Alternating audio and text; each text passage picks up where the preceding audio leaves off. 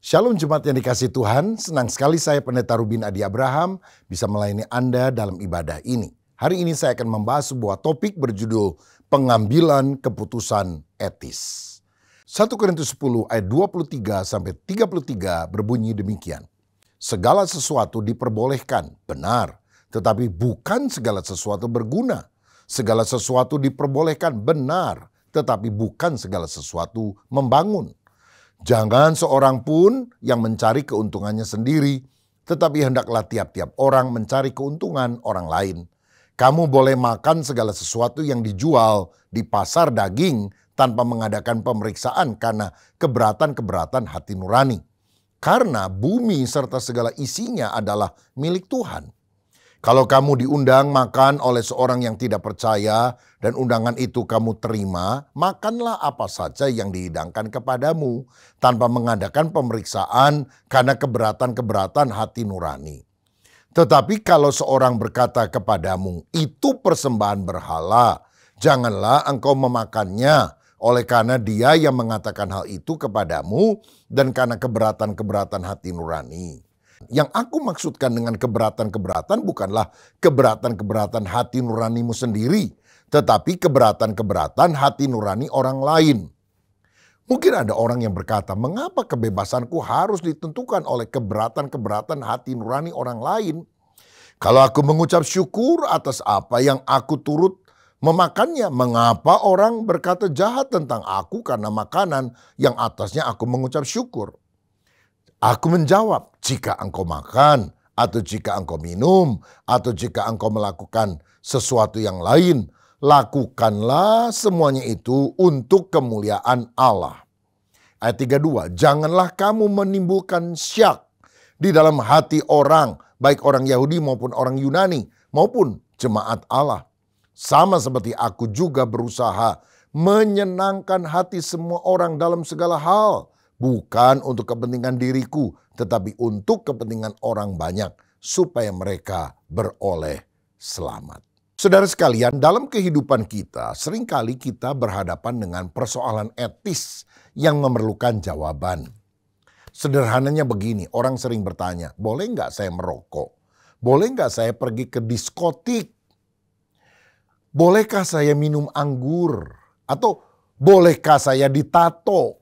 Orang yang tidak setuju langsung akan mengutip firman Tuhan, misalnya dalam Imamat 19 ayat 28 dikatakan, janganlah kamu menggoresi tubuhmu karena orang mati, dan janganlah merajah tanda-tanda pada kulitmu.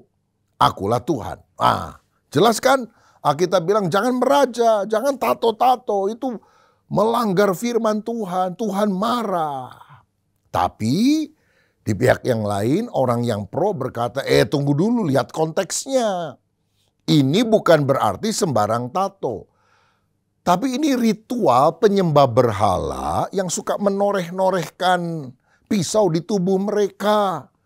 Sebagai ritual kepada Allah yang mereka sembah. Dan tentu saja ritual penyembahan berhala tidak boleh kita lakukan. Tapi ini tidak bisa berkaitan dengan tato. Karena tato adalah art, seni. Supaya ada gambar bunga, ada gambar burung, atau apa di tubuh kita. Kira-kira seperti itu. Saudara-saudara, bahkan orang yang pro tato itu boleh, ada yang mengutip Yesaya 49 ayat 16. Dia bilang Tuhan aja punya tato loh. Oh, masa sih? Di mana? Iya itu, di ayat Yesaya 49 ayat 16 tadi. Lihat, aku telah melukiskan engkau di telapak tanganku. Tembok-tembokmu tetap di ruang mataku. Jadi Tuhan kan bilang, di telapak tangannya itu ada tato wajah kita itu. Tapi tentu saja penafsiran ini penafsiran yang ngawur, saudara-saudara. Karena yang dimaksudkan tidak bisa dipahami secara hurufiah, ayatiah. Aku melukiskan kamu di telapak tanganku. Berapa miliar orang di dunia, masa tangan Tuhan penuh dengan lukisan wajah orang-orang yang ada. Tapi maksudnya setiap pribadi kita itu diperhatikan oleh Tuhan. Ini nggak ada kaitannya dengan tato, begitu saudara. Nah, jadi yang disebut sebagai pengambilan keputusan etis adalah hal-hal tertentu yang tidak terlalu jelas diperbolehkan atau dilarang di dalam Alkitab. Dan kadang-kadang menimbulkan perdebatan. seseorang melakukannya, yang lain tidak melakukannya, begitu. Merokok boleh enggak? Ada yang bilang boleh, ada yang bilang tidak boleh, begitu. Nah, dalam persoalan ini kita harus tahu pada waktu pembahasan Alkitab menyoroti perihal hal tersebut, itu terjadi perdebatan terutama karena makanan bekas persembahan berhala. Saudara tahu pada waktu itu daging yang dijual di pasar adalah kebanyakan bekas persembahan berhala yang tidak habis dimakan oleh imam berhala. Jadi orang-orang suka datang mempersembahkan kambing, domba, lembu, sapi. Lalu kemudian yang tidak habis oleh para imam berhala itu dijual di pasar. Lalu orang-orang kemudian bilang, jangan makan ini daging karena mungkin saja ini sudah pernah dipersembahkan kepada berhala. Boleh atau tidak begitu kita makannya. Atau misalnya di Pulau Jawa ini banyak orang-orang ketika mau menanam padi berdoa dulu dalam ritual. Berdoa kepada Dewi Sri supaya memberikan kesuburan atas tanah atau hasil tanaman yang dilakukan. Apakah kita bilang, hati-hati loh, jangan makan nasi, jangan makan dari beras. Karena ini semua sudah dipersembahkan, didoakan dulu kepada berhala. Maka kita nggak makan beras atau nasi tersebut, saudara. Apakah memang demikian? Paulus sendiri kan bilang tadi, ya kamu kalau pergi makan daging atau beli daging di pasar, tidak perlu melakukan penyelidikan karena keberatan mengenai hati nurani tentang hal ini. Ada sikap yang dia sampaikan memang. Nah, tetapi saya mau jelaskan, sebetulnya menghadapi situasi semacam ini ada 3 pandangan yang berbeda. Nah, pandangan pertama adalah pandangan yang berasal dari kelompok antinomianisme. Dari kata nomos artinya hukum. Artinya ada kelompok yang anti hukum. Mereka berpandangan bahwa Tuhan Yesus telah membebaskan kita dari segala macam hukum, dari segala macam peraturan, norma-norma. Sehingga penekanan daripada kelompok ini adalah bebas. Boleh apa saja, segala sesuatu boleh dimakan, benar. Segala sesuatu boleh dilakukan, benar. Gitu saudara, jadi serba boleh. Boleh saja. Tetapi sebaliknya ada pandangan kedua yang sangat bertolak belakang dari pandangan pertama. Yang disebut sebagai pandangan legalisme atau nomisme. Pandangan yang sangat menekankan ketaatan kita pada hukum atau aturan yang berlaku. Pokoknya kalau ada hukumnya, ada aturannya, ada ayatnya, atau menurut tradisi yang sudah dilakukan dari waktu ke waktu, maka kita tidak boleh melanggar hal itu. Sebab melanggar aturan yang ada berarti dosa. Nah saudara-saudara, umat Yahudi adalah orang yang sangat taat akan hal itu. Misalnya hari Sabat orang tidak boleh bekerja. Lalu mereka mulai menjabarkan apa itu tidak boleh bekerja. Tidak boleh melangkah lebih dari 1000 langkah. Jadi kalau udah langkah putar-putar di rumah, di halaman dan sebagainya udah 999, wah mesti berhenti tuh. Kalau enggak berdosa. Tidak taat akan hukum dosa. Taat akan mendapatkan pahala. Nah kalau kita lihat dalam Kisah Rasul 15 ayat 20 ketika ada perdebatan ya. Apakah orang non-Yahudi kalau menjadi Kristen harus diyahudikan dulu. Dan setelah para rasul bersidang, berdebat, akhirnya mereka mengambil keputusan tidak perlu diyahudikan dulu. Tetapi karena orang-orang Yahudi itu sangat sensitif kepada beberapa hal, maka orang Yahudi meminta supaya orang Yunani, orang Romawi kalau bertobat, nggak usah ikuti tradisi Yahudi, tapi ada 4 hal ini nih yang harus dilakukan supaya tidak mengganggu hati nurani orang Yahudi. Apa itu? Dikatakan Kisah 15 ayat 20, tetapi kita harus menulis surat kepada mereka supaya mereka menjauhkan diri dari 1, makanan yang telah dicemarkan berhala-berhala, 2, dari percabulan, 3, dari daging binatang yang mati dicekik, dan yang 4, dari darah. Jadi kalau kita lihat dari tradisi Yahudi yang memegang Taurat, aturan yang ada, maka kemudian kita melihat tidak boleh makan daging yang telah dipersembahkan kepada berhala. Karena kebebasan Kristen kemudian tampaknya menjadi tidak ada lagi, yang penting adalah hukum yang ada. Nah, tapi kita harus tahu, saudara, dalam konteks di mana sekarang kita tidak lagi bersentuhan dengan orang-orang Yahudi secara langsung, apalagi kalau Indonesia ini kan jauh dari Israel, maka tentu saja konteksnya berbeda tentang hal ini. Dan kita juga perlu memiliki pandangan yang lebih tepat. Nah, yang ketiga yang kita akan soroti adalah pendapat Alkitab.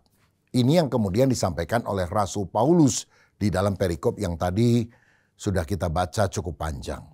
Pendapat ini lebih moderat, tidak ekstrim. Karena di satu pihak berpegang pada kebebasan Kristen.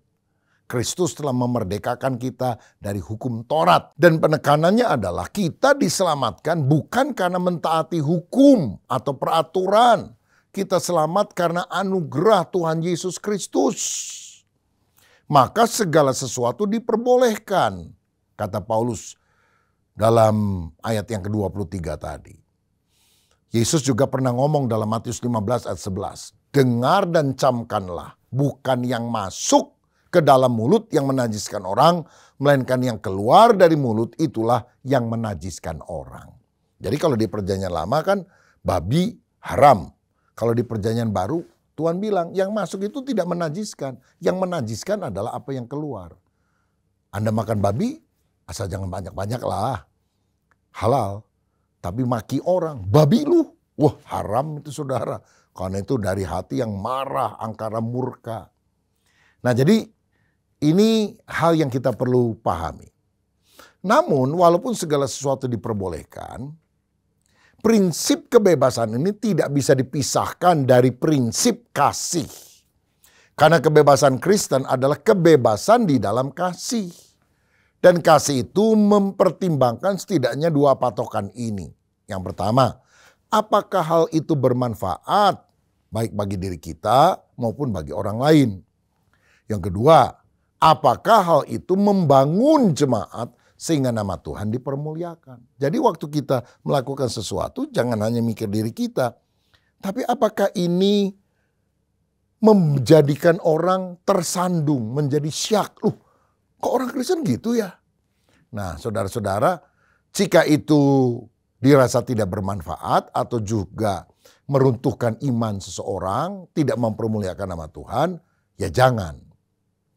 Nah kita harus sadar bahwa Alkitab itu bukan kitab KUHP, kitab undang-undang hukum pidana. Dengan segala macam larangan-larangan yang ada. Bukan demikian. Misalnya kita lihat dilarang merokok. Ya, di Alkitab kan nggak ada tulisan dilarang merokok. Di pom bensin ada saudara sekalian. Walaupun di Alkitab ada ayat yang berkata tubuhmu adalah bait Roh Kudus. Maka kemudian orang berpikir kalau kita bait Roh Kudus jangan dicemari. Nah, jadi kita perlu tanya, apakah berguna yang saya lakukan ini bagi diri saya dan bagi orang lain? Ataukah merugikan? Jadi kita kalau menjadi orang Kristen mesti mikirnya bukan boleh nggak? Ini boleh, ini tidak, ini boleh, ini tidak. Maka kita jatuh pada belenggu legalisme. Nah sekarang bagaimana kita bisa membuat keputusan supaya tetap punya norma kebebasan Kristen, tetapi juga tidak lepas dari hukum atau peraturan perintah Tuhan. Maka sebagai pedomannya ada 3 perkara yang dapat kita tanyakan untuk menentukan apakah suatu tindakan atau pemikiran itu berdosa atau tidak. Boleh nggak merokok? Boleh nggak minum anggur? Boleh nggak ditato? Bolehkah makan daging yang pernah dipersembahkan kepada berhala? Begitu. Maka 3 perkara ini kita perlu pikir matang-matang. Pertama, apakah menurut Alkitab itu adalah dosa? Jika jelas-jelas dilarang oleh Tuhan, ya kita hindari. Misalnya di dalam Alkitab ada the 10 commandment, 10 perintah Allah. Yang berkata, jangan ada ilah lain, jangan membuat patung untuk disembah, jangan menyebut nama Tuhan dengan sia-sia, hormatilah hari Sabat. Kemudian, hormatilah ayahmu dan ibumu, jangan membunuh, jangan berzina, jangan mencuri, jangan berdusta, dan jangan menginginkan milik sesamamu. Nah, jika kita tahu bahwa 10 perintah telah melarang hal-hal tersebut, maka kita tidak boleh melakukan hal tersebut. Karena hal itu akan melanggar firman Tuhan. Selanjutnya dalam 1 Korintus pasal 6 ayat 9 dan 10, Alkitab berkata demikian. Atau tidak tahukah kamu bahwa orang-orang yang tidak adil tidak akan mendapat bagian dalam kerajaan Allah? Jangan sesat, orang cabul, penyembah berhala, orang berzina, banci, orang pemburit, homoseksual, pencuri, orang kikir, pemabuk, pemfitnah, dan penipu tidak akan mendapat bagian dalam kerajaan Allah. Nah, kalau Alkitab sudah bilang, hati-hati loh, kalau kamu hidup sebagai penjina, pencuri, pemabuk, penipu, kamu tidak dapat bagian dalam kerajaan Allah. Artinya masuk neraka. Lah, kita jangan sengaja melanggar perintah Tuhan tersebut. Karena jelas itu ada tanda forbidden-nya, dilarang masuklah. Ada larangan Tuhan. Dan dalam Markus 7 ayat 21 sampai 23, kita diingatkan firman yang berkata, bukan setiap orang yang berseru kepadaku, Tuhan, Tuhan akan masuk ke dalam kerajaan sorga, melainkan dia yang melakukan kehendak Bapakku yang di sorga. Pada hari terakhir banyak orang akan berseru kepadaku, Tuhan, Tuhan, bukankah kami bernubuat demi namamu dan mengusir setan demi namamu dan mengadakan banyak mujizat demi namamu juga? Ayat 23, pada waktu itulah aku akan berterus terang kepada mereka dan berkata, aku tidak pernah mengenal kamu, enyalah daripadaku, kamu sekalian pembuat kejahatan. Pembuat kejahatan yang dimaksudkan adalah antinomos, orang yang tidak berhukum, melanggar segala hukum yang ada. Saudara, jangan sampai kita bilang, saya kan Kristen, ke gereja, pelayanan. Tapi kenapa kok saya nggak masuk surga? Karena ada perintah yang jelas-jelasan tidak boleh di dalam Alkitab yang saudara langgar. Dan kalau ada di antara kita yang seperti itu, bertobatlah, berbaliklah kepada Tuhan. Supaya dosa kita diampuni dan kita tidak dihukum oleh Tuhan. Tetapi selain kita tanya apakah hal itu berdosa menurut Alkitab, yang kedua kita perlu tanya apakah berguna bagi diri kita dan orang lain? Bermanfaat atau tidak? Apakah hal ini kalau saya lakukan akan menyebabkan orang lain syak atau tersandung? Dalam 1 Korintus 8 ayat 10-12 Paulus membahas tentang makanan yang dipersembahkan kepada berhala. Boleh atau tidak? Nah, ayat 10 dikatakan, karena apabila orang melihat engkau yang mempunyai pengetahuan sedang duduk makan di dalam kuil berhala, bukankah orang yang lemah hati nuraninya dikuatkan untuk makan daging persembahan berhala? Dengan jalan demikian, orang yang lemah yaitu saudaramu yang untuknya Kristus telah mati menjadi binasa karena pengetahuanmu. Jika engkau secara demikian berdosa terhadap saudara-saudaramu dan melukai hati nurani mereka yang lemah, engkau pada hakikatnya berdosa terhadap Kristus. Karena itu apabila makanan menjadi batu sandungan bagi saudaraku, aku untuk selama-lamanya tidak akan mau makan daging lagi, supaya aku jangan menjadi batu sandungan bagi saudaraku. Jadi kalau saudara pikir, makan darah marus nggak apa-apa kok, kan Tuhan sudah membebaskan kita dari segala hukum yang ada. Tapi kalau waktu kita makan, orang Kristen kok makan darah? Maka ketika hati nuraninya menjadi lemah, dia syak, tersandung karena kita.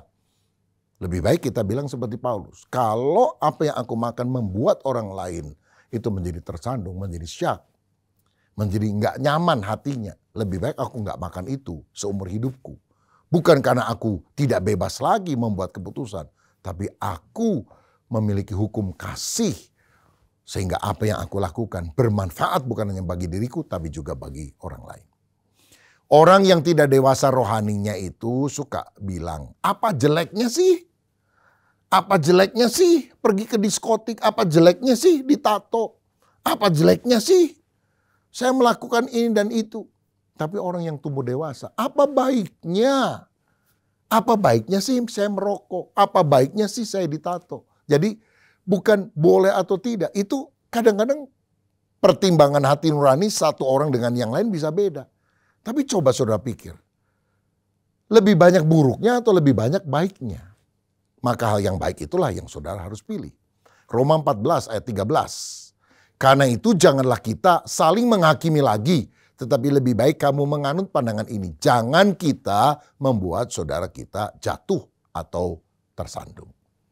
Yang ketiga, pertanyaan yang harus diajukan adalah selain apakah itu dinyatakan dosa oleh Alkitab? Yang kedua, apakah itu bermanfaat, berguna bagi diri kita dan orang lain? Yang ketiga, yang terakhir, apakah hal itu memuliakan Allah? Apakah hal itu dapat kita lakukan dengan iman kepada Yesus Kristus? Dalam 1 Korintus 10 ayat 31 dikatakan, aku menjawab, jika engkau makan atau jika engkau minum atau jika engkau melakukan sesuatu yang lain, lakukanlah semuanya itu untuk kemuliaan Allah. Saudara mau ke diskotik, kalau untuk kemuliaan Allah silahkan. Mau merokok, ya silahkan kalau itu untuk kemuliaan Allah. Saudara mau tato, kalau saudara pikir itu untuk kemuliaan Allah, ya terserah saudara. Oh, saya gambar Tuhan Yesus kok. Oh, Yesus mati di salib, nanti saya bisa bercerita. Ya terserah hati nurani saudara gimana. Tapi kalau orang lain menjadi syak, kita juga harus pikirkan hal tersebut. Roma 14 ayat 5 berkata demikian. Yang seorang menganggap hari yang satu lebih penting daripada hari yang lain. Tetapi yang lain menganggap semua hari sama saja. Hendaklah setiap orang benar-benar yakin dalam hatinya sendiri. Ayat 23, tetapi barang siapa yang bimbang kalau dia makan, ia telah dihukum karena ia tidak melakukannya berdasarkan iman. Dan segala sesuatu yang tidak berdasarkan iman adalah dosa. Jadi kalau kita melakukan segala sesuatu, kita ingat ini memuliakan Tuhan enggak? Apakah kelakuan kita itu patut bagi anak-anak Allah? Apakah kita akan malu bila sedang berbuat hal demikian? Tuhan Yesus datang untuk kali kedua. Saudara, jawabannya ada di hati nurani saudara. Dan terutama ketika saudara sudah mempelajari firman dan kau menimbang di dalam hati. Dan kita bisa membuat keputusan. Bukan boleh tidak. Tetapi apakah aku melakukan ini? Bukan dosa seperti yang diajarkan Alkitab. Dan ini sesuatu yang bermanfaat bagi diriku dan bagi orang lain. Dan aku melakukannya dengan iman kepada Yesus untuk kemuliaan Allah.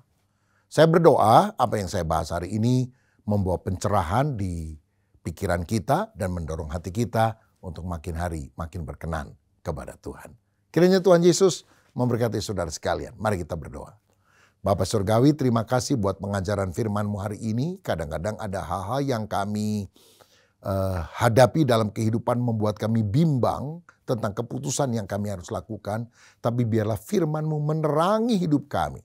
Kami mencintai Kristus. Kami ingin nama Kristus dimuliakan. Kami ingin hidup kami jadi berkat bagi banyak orang.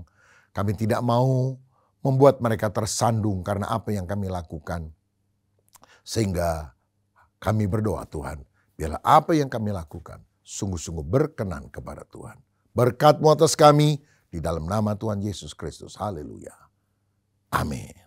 Tuhan Yesus memberkati.